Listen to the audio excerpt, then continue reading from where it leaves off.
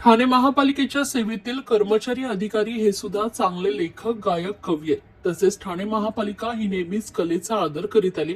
कलावंतांनी कला जपणारी महापालिका असे ठाणे महापालिकेचा नावलौकिक आहे, असं प्रतिपादन अतिरिक्त आयुक्त एक संदीप माळवी यांनी केलंय।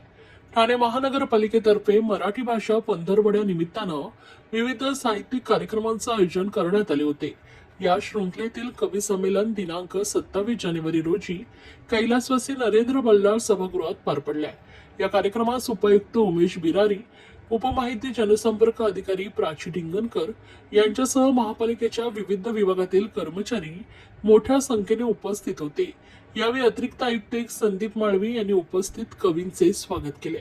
पत्रकार आणि कवी अशी दुहेरी जबाबदारी सांभाळून न्यूजलेस कविता असा लोकप्रिय कार्यक्रम करणाऱ्या चमूला या निमित्तानं काव्य संमेलनासाठी आमंत्रित करण्यात आले होते। गझलकार सुनील तांबे, वृत्तनिवेदिका आणि कवित्री यामिनी दळवी, पत्रकार कवी सुरेश ठमके, पंकज दळवी आणि प्रशांत डिंगनकर यांनी कवी संमेलनात एकापेक्षा एक भावविभोर कविता सादर करून उपस्थितांची मनं जिंकली।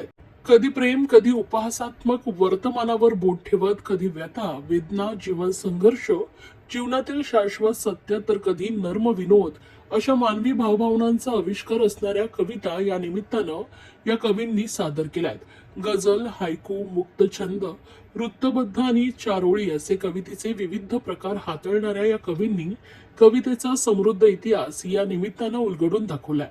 गिरण गावातील कामगारांचा आवाज असलेल्या नारायण सुर्वे यांच्या जन्मशताब्दी वर्षानिमित्ताने त्यांचे स्मरण करून आणि प्रजासत्ताक दिनाच्या निमित्तानं महामानव भारतरत्न डॉक्टर बाबासाहेब आंबेडकर यांना अभिवादन करून हे कवी संमेलन संपन्न झाले।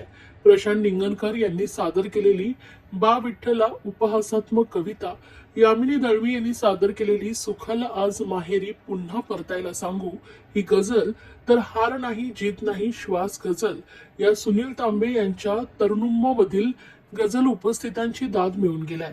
पंकजा दळवी यांच्या नर्म विनोदी कवितांमुळे सभागृह हर्ष आणि टाळ्यात भरून गेली।